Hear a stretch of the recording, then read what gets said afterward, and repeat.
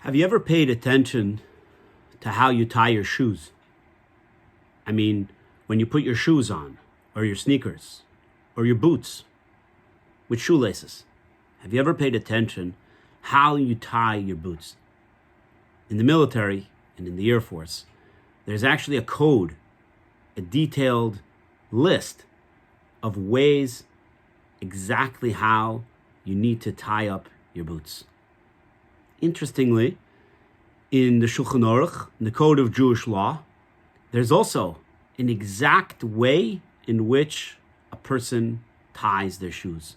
Not only in the way in which you tie your shoes, but how you put your shoes on. Right shoe first, then your left. You tie your left, then you tie your right. And so on and so forth. When you put your shirt on, or when you put your jacket on, right first, and then left. What does this have to do with anything? The holiday of Chanukah, if you open the Code of Jewish Law, be it the Beis Yosef, the Shulchan Aruch, or even Maimonides, the Rambam, in the laws of Chanukah, it says like this: where does one light the menorah?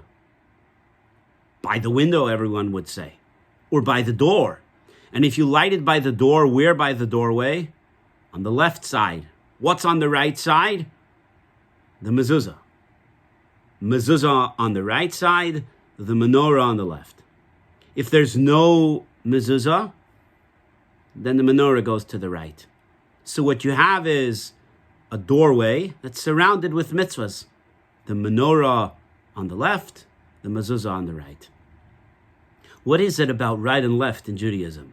What is it about putting my shoe on right shoe first and then left shoe? What is it about the mezuzah being on the right or lighting the menorah on the left side of the door? In fact, when you light the menorah, where do we start from? From the right side of the menorah. But as the nights go on, we're actually starting from the left of the additional lights, and then we go back to the right. Some would say, this is monotony. This is, come on. Does it really make a difference, right side or left side, righty or lefty? In fact, we find that it's very important if something is done right to left or left to right. In the physical world, in the military, this is part of discipline, part of following a certain order of things, because it starts with the shoes and the shoelaces, but then it evolves into much more important and greater things. Everyone knows about making their bed in the military, and everyone knows about making their bed. And many would argue, how important is it to make your bed in the morning? And some would argue, not important at all. Others would argue, no, if you make your bed in the morning and you're disciplined like that, you'll be disciplined like that in much more important things. And if you're not making your bed, you're not disciplined like that, then maybe when it comes to the more important things, you won't be disciplined and trained and careful with those either. Right over left represents kindness over severity, chesed over gevura. When we start with the right, we're starting literally on the right foot. I'm putting my foot into my right shoe first. I want to start my day with strength, but I want to start my day with kindness. Then you go to the left. Then you tie your shoe up. And then you go to the right. The mezuzah is on the right side because we want to bring the kindness of holiness into the world. Our homes, our offices, our doorways, and to bring that holiness out into the world.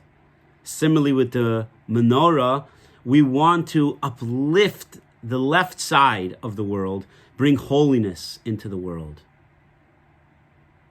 We want to transform the left side by putting the menorah on the left side with the assistance of the mezuzah.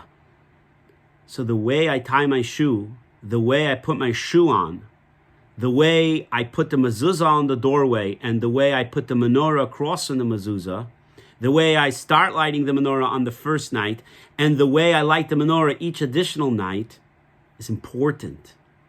It's about discipline. It's about kindness over severity. It's about bringing certain important energies into the world through the way in which God designed it. Think about it.